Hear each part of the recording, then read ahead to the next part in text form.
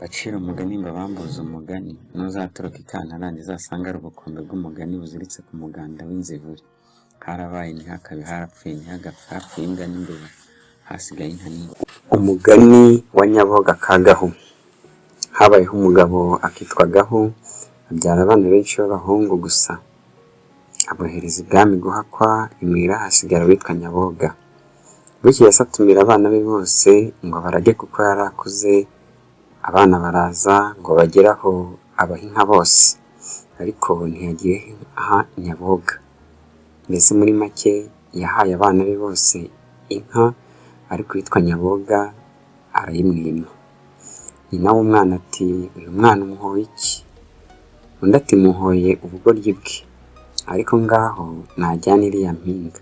Nyaboga ajyana iyo mpinga, nuko ise amaze gupfa bakuru be baramugabira, akuramo inka imwe arayibaga, ayikuraho urugimbu, afata inkoni ye aragenda, asangaho umuntu utahinga, ati jya kumpa akayoga. Ati Gahu yari data, maze agiye gupfa araga inka abandi bana bose, ariko jye data andaga imana y'indago, birankiza ariko mbigiriramo umugisha. Nuko wa muntu abwiye ati ngaho nanjye ndagurira. Aramuragurira, amuha intama nk'igihembo aragenda. Nyaboga muri uko kugenda kwe ahura n'undi muntu wari wiragiriye inka, yari umworozi. Umworozi aramubwira ati mbiye Nyaboga wandaguriye. Nyaboga aramuragurira, wa mworozi amuhereza ikimasa aragenda. Undi ati cyo ngaho genda, ariko ntubona inzira, uranyura hehe se gipfuna gipfunira umugabo agaca umutima? Undi ati ntacyo bitwaye. Nyaboga aragenda ngo agere ku irembo kwa Gipfuna. Gipfuna yari umuntu wari warigize igihararumbu nyine, yica abantu, ahitana abantu, mbese nta gakoma. Nuko Nyaboga aragenda no kwa Gipfuna, ati mbe muraho yemwe bo kwa Gipfuna? Bati Gapfuna amahezi. Arongera ati muraho kwa Gipfuna? Bati Gapfuna amaraso. Agiye kwinjira Gipfuna amena inzara ahonga. Nyaboga aramukurikira aramwica.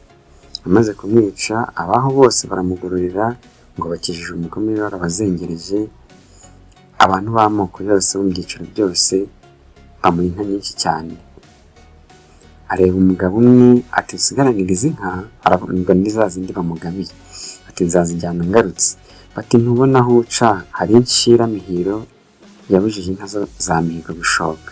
Inshira ni ubwoko bw'inzoka icirana, ariko ikagira ubumara bw'inkazi. Niyo bamubwiraga nyine yari ahantu ikagira iry'abantu ikarya amatungo, mbese inzira yarayisibye ntawubasha gutambuka. Nuko Nyaboga ati nimundangira aho mwayibonye. Bati naho hakurangira kwaba ari ukwiterereza? Ati ahubwo nimuntungire agatoki gusa byibura, maze nirebere icyo nkora muri aka kanya. Bamutungira agatoki. Nuko Nyaboga aratangira adahira inka. Ageze ku ibumbiro adahira inka, inshira iraziranye.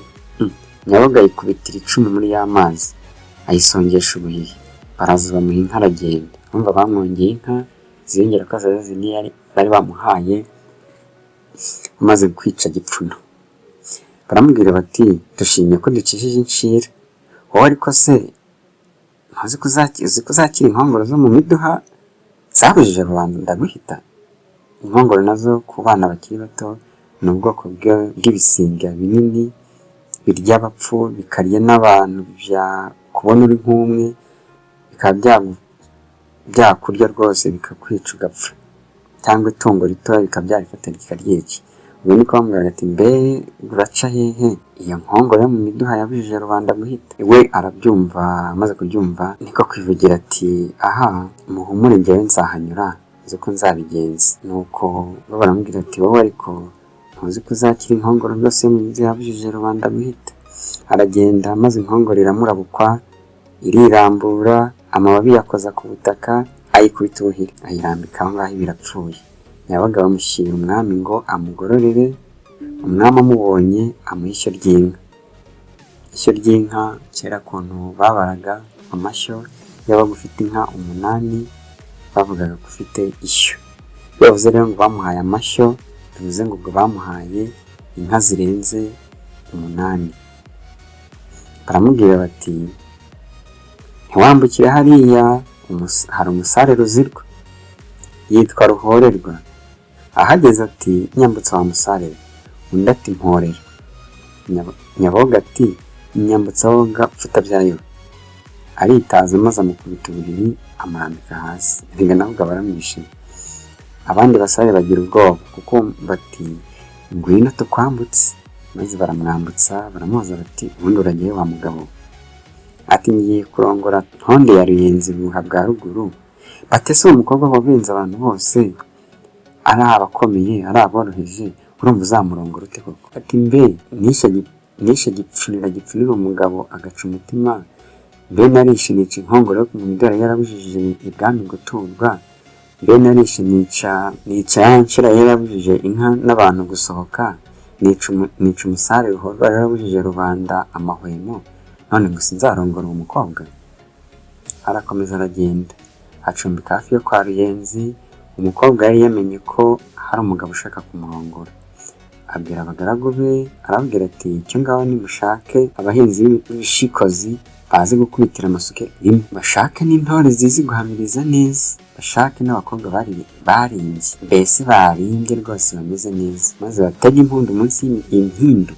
Kandi impindu ni ubwoko bw'icyuma bakoraga abantu ba kera bakacyifashisha.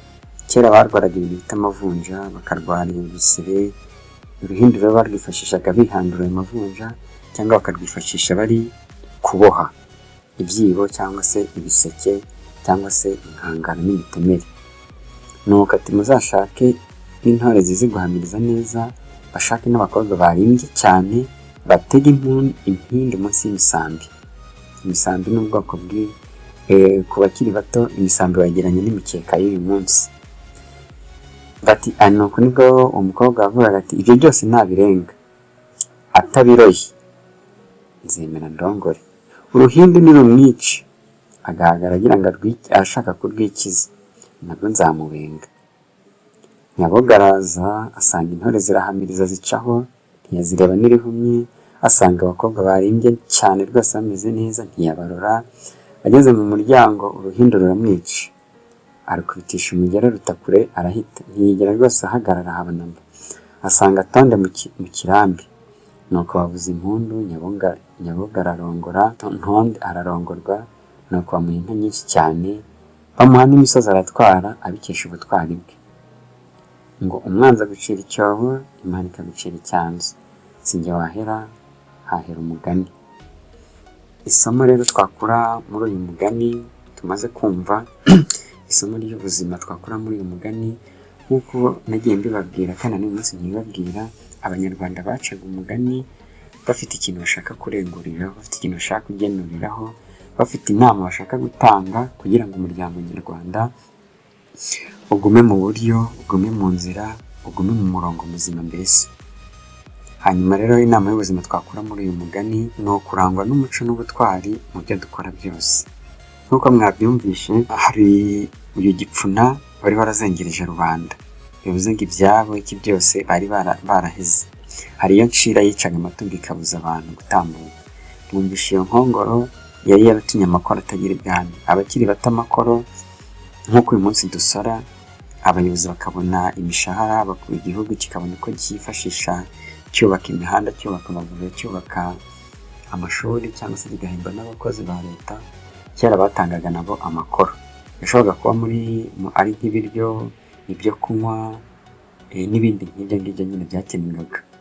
Nuko mwumvishe rero ibintu byose Nyaboga umuhungu wa Gahu yakoze ni ibikorwa byamuranze mu butwari. Nyamara mwibuke ngo mwabyumvise mu ntangiriro, ise yaraze abandi bose waramwihorera, ntiyagira inkamo, ariko kubera guhaguruka agakora mwumvishe ko yageze kuri byinshi. Nawe rero uyu munsi uri mutoya, uri mukuru se, ndakugira inama yo kudaheranwa n'ejo hawe hashize, yo kudaheranwa n'ibyakubayeho uyu munsi, yo kudaheranwa n'imbogamizi wahuye nazo, ahubwo ndakugira inama yo guhaguruka ugakora, ukishakamo uburyo, ukishakamo umuco, ukishakamo ibisubizo, ugakora. Ntawamenya iby'ejo n'iby'uyu munsi byahinduka, ejo hazaza hawe hagahinduka heza cyane. Inama y'ubuzima twakura muri uyu mugani ya kabiri ni ukwishakamo ibisubizo umuntu ashingiye ku mpano afite. Ugira iyihe mpano? Ushoboye iki kitakugora, kitakuvuna? Ushobora kuba uri umuhanzi, ushoboye kuririmba indirimbo, ushoboye kuvuga imivugo, ushoboye kuganira, ushoboye kuba uzi amateka, ushoboye kuba uri umunyamibare, ushobora kuba wumva siyansi muri rusange, ushobora kuba uzi gukina umupira. Ibi byose ni impano ufite. Witaka wowe ngo ntacyo ufite, ntacyo ushoboye, ntiwize amashuri menshi. Muri wowe ureba ikintu ufite, reba impano ufite, ukora ikintu ujya ugerageza kenshi ukabona gikemutse kandi bitagusabye imbaraga nyinshi. Iki kintu gishyiremo imbaraga kizakugeza kure hashoboka. Inama y'ubuzima twakura muri uyu mugani ya gatatu yindi ni ukudatinya umwanzi n'ibibazo biba bitwugarije, ahubwo umuntu agashaka inzira zose zatuma agera ku ntsinzi y'icyo agamije. Ushaka kuba nde? Ushaka kugera ku ki? Uzakigeraho ryari? Uzifashisha iki? Bizagenda gute? Ufite intego ihamye? Ufite icyerekezo?